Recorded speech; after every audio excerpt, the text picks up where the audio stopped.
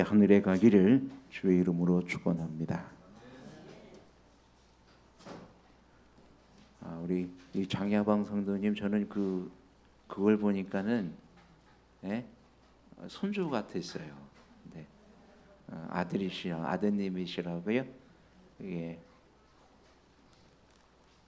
감사를 드립니다. 결혼식에 하나님의 축복이 함께 하시길 바라고요.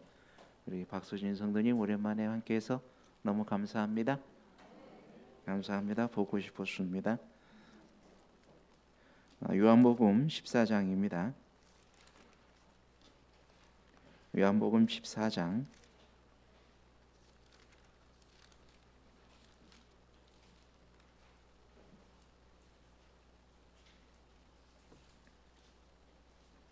6절에서부터 있는 말씀을 봅니다. 6절에서부터 9절까지 있는 말씀입니다. 요한복음 14장 6절로부터 9절까지 우리 다 같이 봉독합니다. 시작. 예수께서 가라사대 내가 곧 길이요 진리요 생명이니 나로 말미암지 않고는 아버지께로 올 자가 없느니라. 너희가 나를 알았다면 내 아버지도 알았으리로다. 이제부터는 너희가 그를 알았고 또 보았느니라. 빌립이 가로되 주여 아버지를 우리에게 보여 주옵소서. 그리하면 족하겠나이다. 예수께서 가라사대 빌립아 내가 이렇게 오래 너희와 함께 있으되 네가 나를 알지 못하느냐? 나를 본 자는 아버지를 보았거늘 어찌하여 아버지를 보이라 하느냐? 아멘.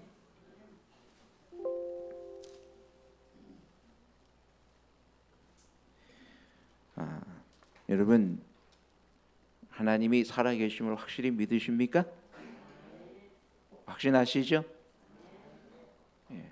그분이 늘 살아계시고 항상 나와 함께하고 계심을 늘 인지하시고 사십니까? 아니면 망각하고 사십니까?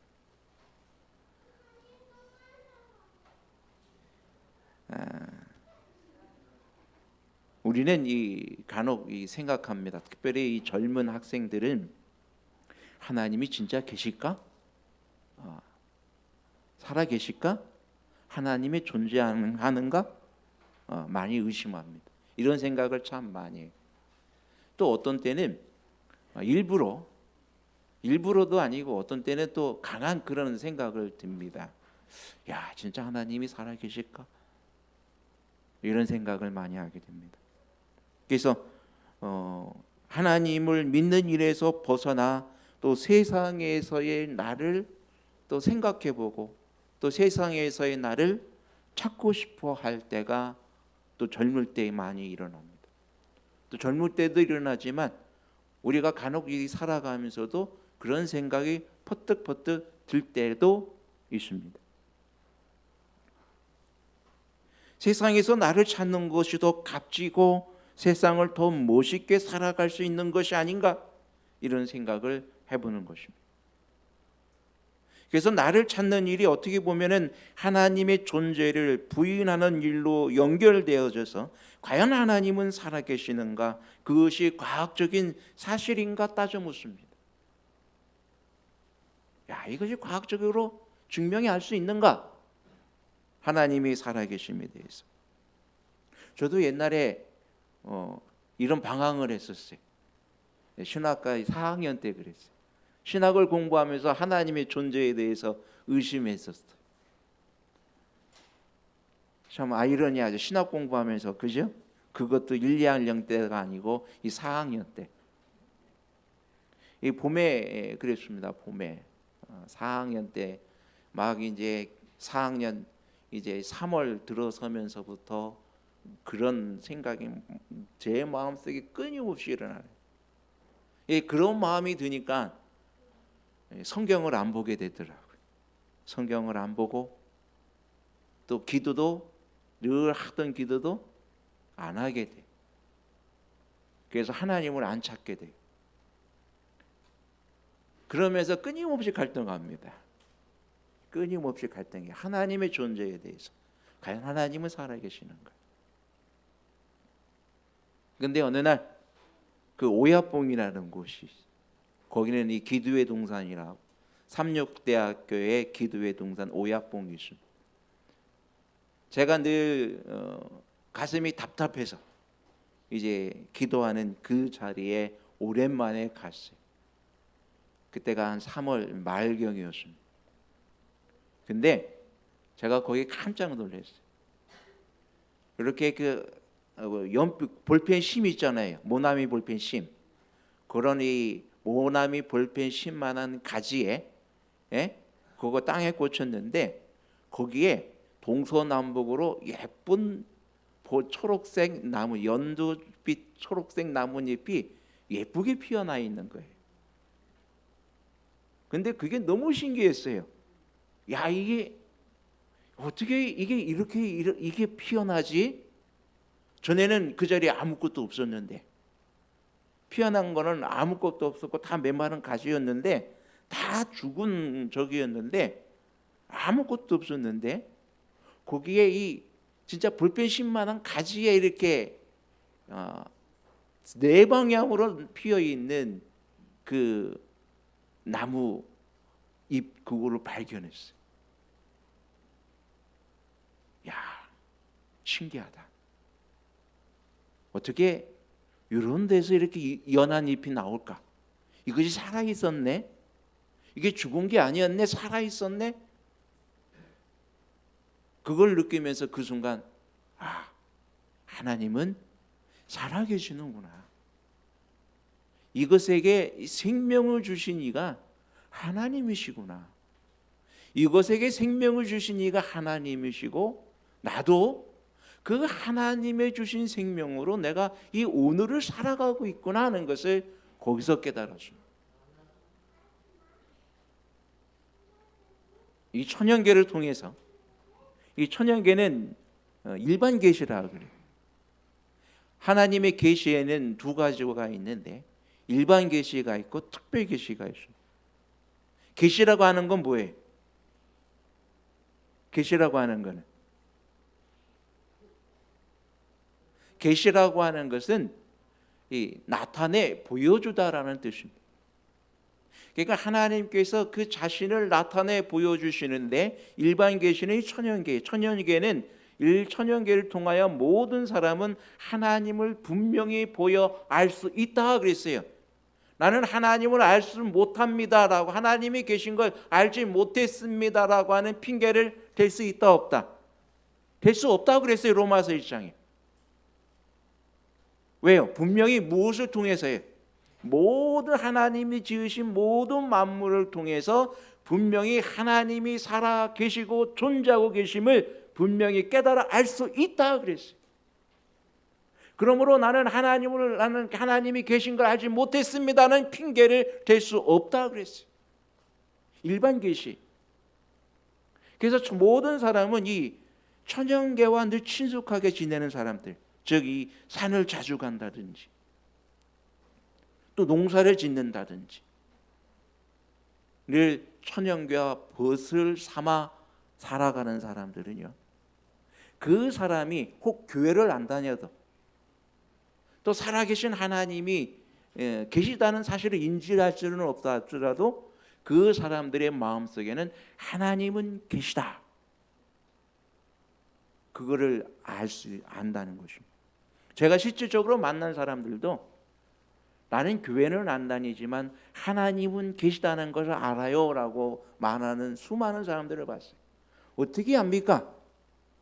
내가 농사를 져보지만 하나님이 비를 주시고 햇볕을 주시고 또 이 모든 이 생물들에게 생명력을 부어주지 않으신다면은 우리는 아무것도 얻어먹을 수가 없어요 라고 말하는 거죠. 내가 오늘날 이렇게 먹고 살아가는 이 모든 것은 다 저 하나님의 은혜입니다 라고 하고 그들이 이야기하는 걸 들었어요. 아, 그렇구나. 일반적으로 하나님을 제대로 알지 못하는 사람일지라도 뭘 통해서 깨달아 안다고요? 하나님이 계신 것을 천연계를 통해서 하나님이 살아 계시다는 것을 알 수 있다는 것입니다.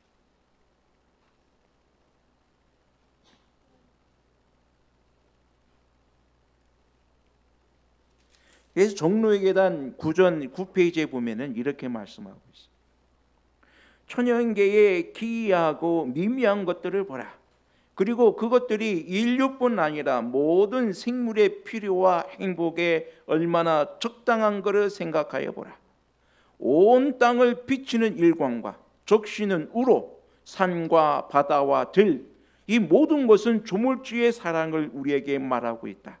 과연 모든 피조물이 날마다의 필요를 공급하여 주시는 이는 하나님이시다. 모든 피조물의 필요를 날마다 공급해 주시는 이, 그분이 누구시라고요?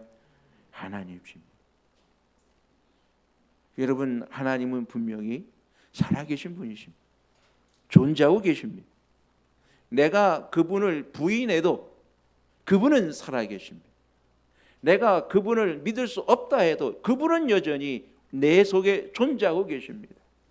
내가 그분을 안 믿는다고 해서 없다고 이야기해도 그분은 여전히 존재할 수, 우리가 거부할 수 없는, 또 우리가 감히 무시할 수 없는 그런 살아계신 하나님이심을 우리는 깨달아 알아야 합니다. 종로의 계단 11페이지에 보면 또 이렇게 말하고 있습니다. 하나님의 아들께서 하늘에서 강림하신 것은 하나님 아버지를 나타내시기 위함이었다. 본래 하나님을 본 사람이 없으되 아버지 품속에 있는 독생하신 하나님이 나타내셨느니라. 요한복음 1장 18절 말씀입니다.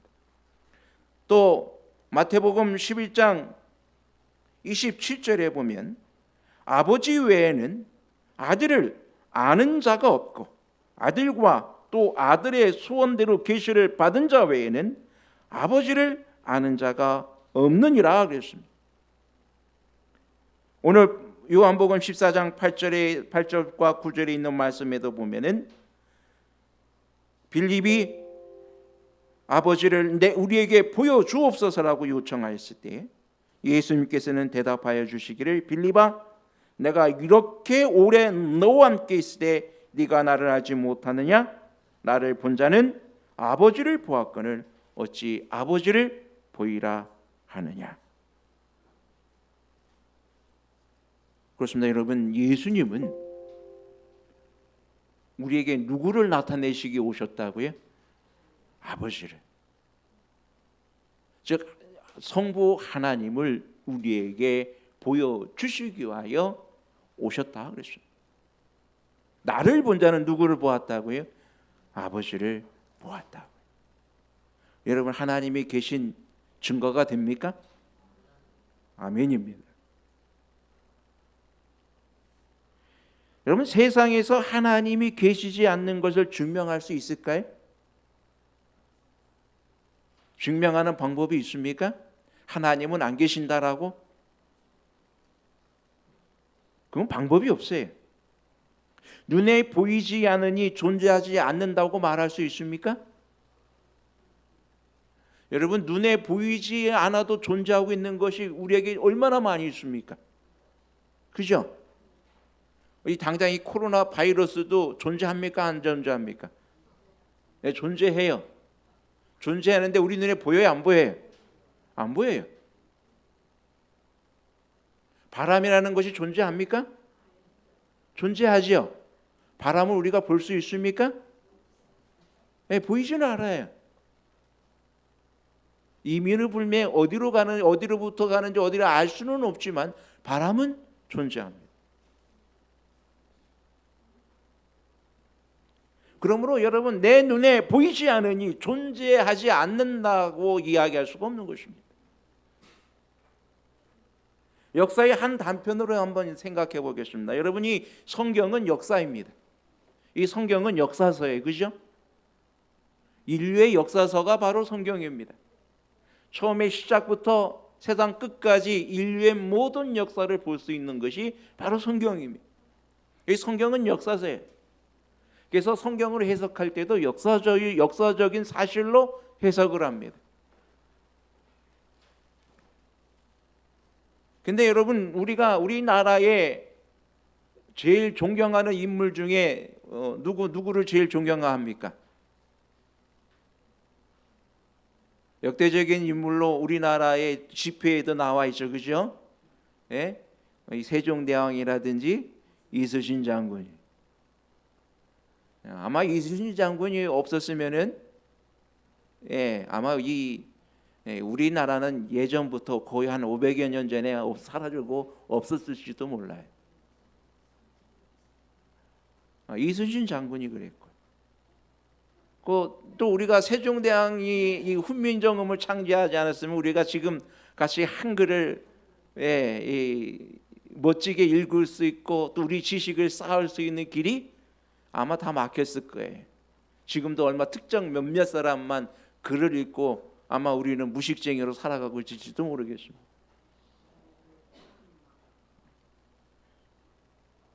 근데 여러분, 이 사람들이 실제적으로 존재했던 분들일까요?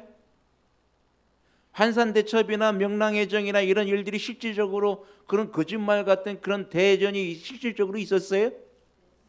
있었어요? 그거 보셨어요? 어떻게 알아요?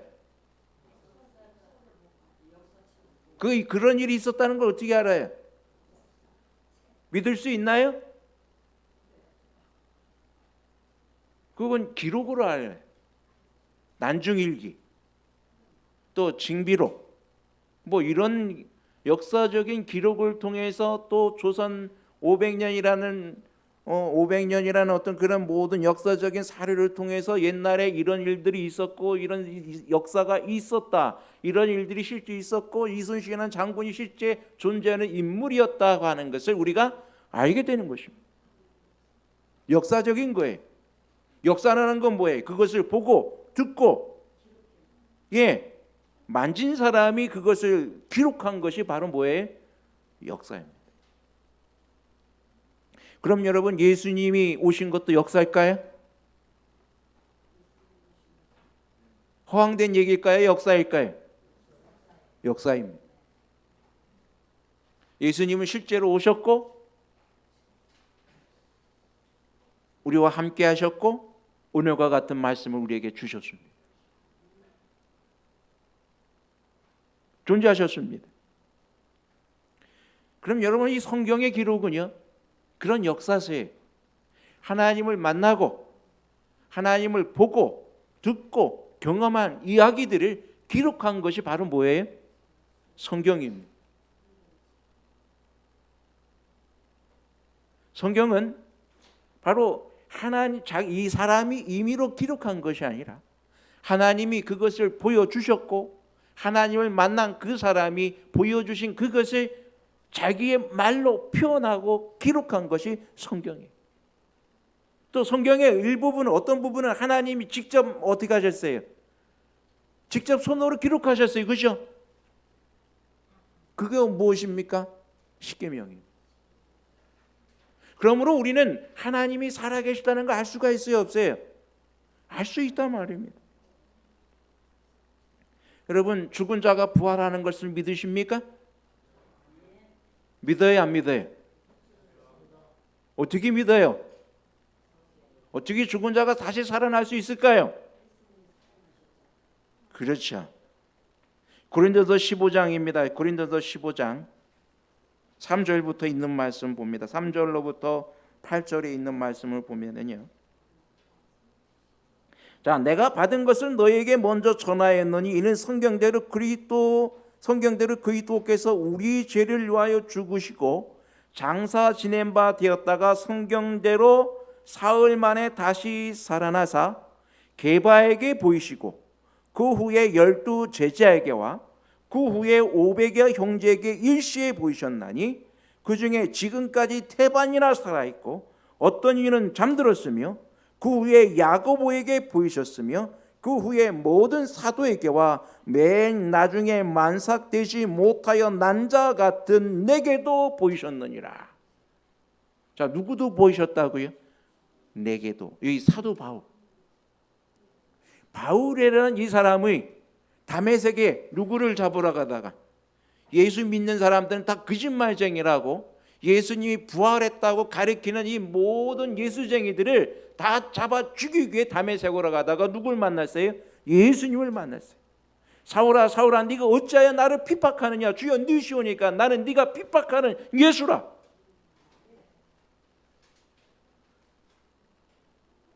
예수님은 살아계십니다.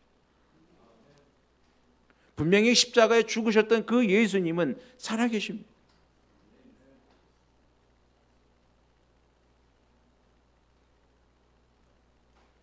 고린도서 15장 12절에서부터 보면은 그리스도께서 죽은 자 가운데서 다시 살아나셨다 전파되었거늘 너희 중에 어떤 이들은 어찌하여 죽은 자 가운데서 부활이 없다느냐?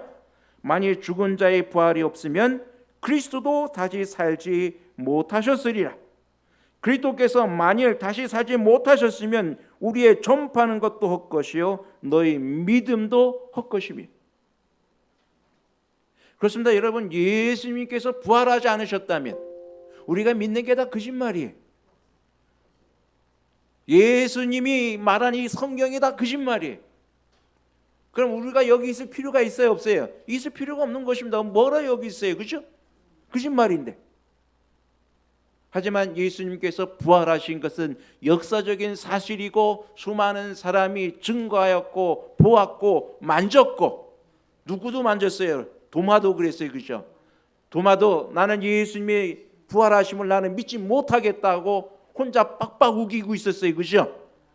그러니까는 예수님이 도마에게 나타나셔서 내 옆구리도 만져보고 손도 만져봐라. 그럴 때에 어떻게 했습니까?